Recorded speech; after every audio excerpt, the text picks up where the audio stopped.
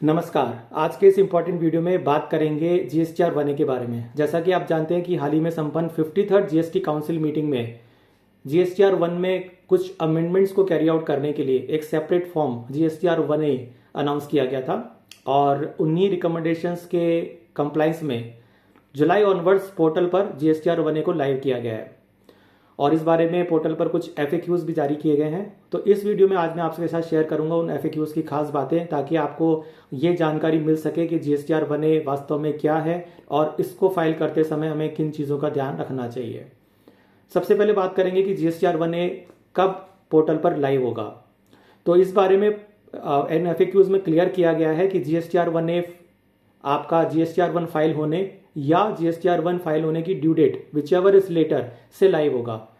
For example, अभी आप जुलाई का जीएसटीआर 1 भर रहे हैं, अगर आप मंथली टैक्स पेयर हैं जिसकी लास्ट डेट है 11th ऑफ अगस्त, तो अगर आप जीएसटीआर 1 ऑलरेडी फाइल कर चुके हैं या 11th ऑफ अगस्त विच एवर इज लेटर, यानी 11th अगस्त के बाद ही आपको जीएसटीआर 1A पोर्टल पर एक्टिवेट दिखेगा। अभी आप अगर आप अपना रिटर्न डैशबोर्ड देख रहे होंगे तो आपको वहां पर जीएसटीआर 1A शो जरूर होता है, लेकिन अभी वो एक्टिवेट नहीं है।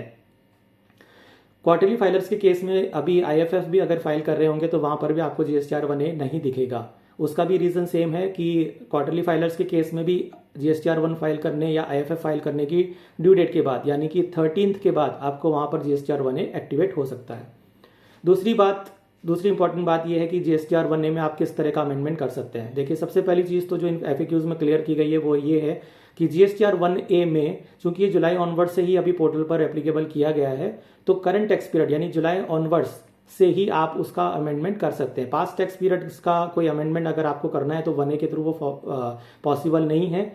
जैसा वो आप सब्सिक्वेंट टैक्स पीरियड का जो जीएसटीआर 1 है उसी में कर सकते हैं, जैसा कि आप अभी तक करते आए हैं। फॉर एग्जाम्पल, अगर जून का कोई अमेंडमेंट करना है तो वो अभी के 1A में पॉसिबल नहीं है, वो आप जीएसटीआर 1 के थ्रू ही कर सकते हैं। तीसरी इंपॉर्टेंट बात कि इस जीएसटीआर 1A में हम किस किस तरह के अमेंडमेंट कर सकते हैं।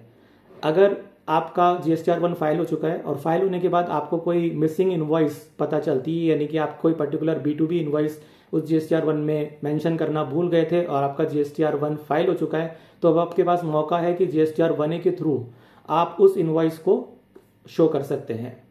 ऐसा करने पर आपके द्वारा जो जीएसटीआर 1 ऑलरेडी फाइल्ड है और 1A जो आप फाइल करेंगे, इन दोनों का डेटा मर्ज करके आपके जीएसटीआर 3B में ऑटो पॉपुलेट हो जाएगा। लेकिन जीएसटीआर 1A आप कब फाइल कर सकते हैं? आपको केवल 3B फाइल करने की ड्यू डेट तक ही जीएसटीआर 3B फाइल करने तक ही 1A फाइल करने का मौका दिया जाएगा। अगर आप 3B पहले ही फाइल कर देते हैं और 1A तो फिर 1A वहां पर एक्टिवेट नहीं होगा। तो इस फैसिलिटी से ये होगा कि जीएसटीआर 3B में आपका करेक्ट ऑटो पॉपुलेटेड डेटा चला जाएगा, जिसकी वजह से अगर आपने कोई इनवॉइस 1 में मिस भी कर दिए तो आप उसका टैक्स उसी टैक्स पीरियड की 3B में पे कर सकते हैं। चौथी चीज ये है कि किस तरह का अमेंडमेंट आप उसमें कर सकते हैं। जैसा कि मैंने आपको बताया कि कोई मिसिंग इनवॉइस रह गई है जीएसटीआर 1 में और जीएसटीआर 1 ऑलरेडी फाइल हो चुका है, तो 1A में आप उसका अमेंडमेंट कर सकते हैं। लेकिन किसी रिसिपिएंट का जीएसटी नंबर अगर आपने रॉन्गली मेंशन कर दिया है तो ऐसी सूरत में आप उसका रेक्टिफिकेशन नहीं कर सकते। यानी कहने का मतलब ये है कि कोई रॉन्गली मेंशन्ड जीएसटीएन नंबर आप जीएसटीआर 1A के थ्रू अमेंड नहीं कर सकते। उसके लिए आपको नेक्स्ट जीएसटीआर 1 तक ही वेट करना पड़ेगा। ये इस FAQs में क्लियर कर दिया गया है। तो ये थी इन जीएसटीआर 1A से रिलेटेड जो FAQs अभी जारी किए गए हैं, उनकी खास बातें जिनका ध्यान आपको रखना जरूरी है जीएसटीआर 1A भरने से पहले।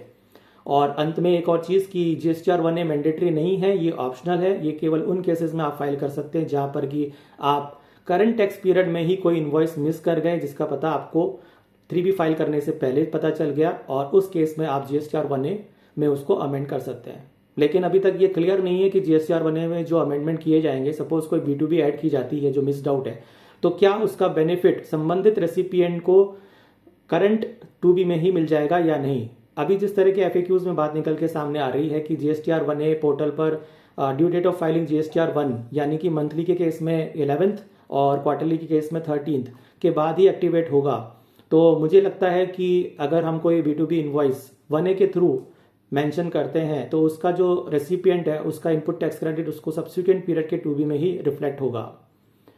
तो ये थी जीएसटीआर 1A से जुड़ी हुई महत्वपूर्ण बात, और उम्मीद करता हूं कि आज का ये वीडियो आपके लिए एक महत्वपूर्ण महत्वपूर्ण जानकारी लेकर आया होगा, जिसका ध्यान आप GSTR 1A फाइल करने से पहले ले सकते हैं। धन्यवाद।